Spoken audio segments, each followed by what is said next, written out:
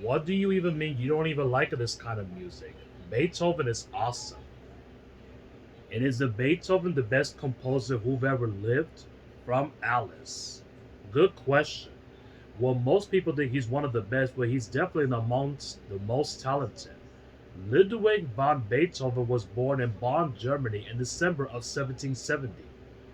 And then from early on, it was clear that he was really gifted.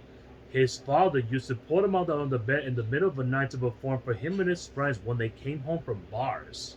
When he was a young man, he moved to Vienna, Austria to study under the composer Joseph Haydn. By his mid-20s, Beethoven had already was a well-known pianist and composer. Lots of people use the term classical to talk about any music played by orchestras and symphonies in the Western world. But not all classical music is the same.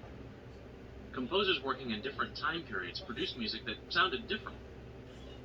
Now, this is going to sound confusing, but one period of classical music was called the Classical Period, and it lasted from about 1730 to 1820. Yeah, you think that they could have called it something else, like anything else.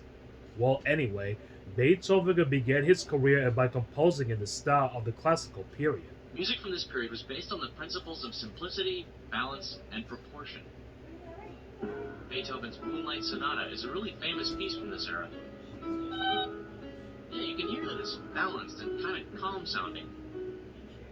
But just after the turn of the 19th century, when he was in his late 20s, Beethoven's music started to change. it was also around this time that he started to lose his hearing. Yeah, one of the most amazing things about Beethoven is that many of his greatest works were composed while he was mostly deaf. In fact, many scholars think that the magnificent works he composed were inspired by his struggle with deafness. Well, like his awesome Fifth Symphony. You probably recognize the opening.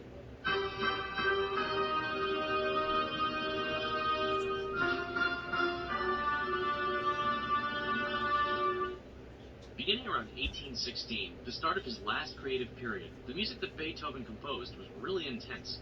Beethoven had it going on at that time. Besides losing his hearing, he couldn't get to find anyone who would marry him, and he was often sick. So he got pretty depressed. He expressed those struggles through music. Probably the most famous piece from this later period is his Ninth Symphony. The last movement features a chorus, which was also a new thing to do. Beethoven's later music doesn't sound much like his earlier music. It tends to sound more like the expressive and emotional music from the Romantic period of classical music, which started around 1820. That's why Beethoven is usually considered one of the key figures in the transition between the classical and Romantic musical periods.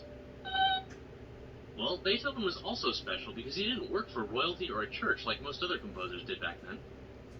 And he made money from teaching, performing, and selling his music, but he also received money from wealthy people who just really liked his work.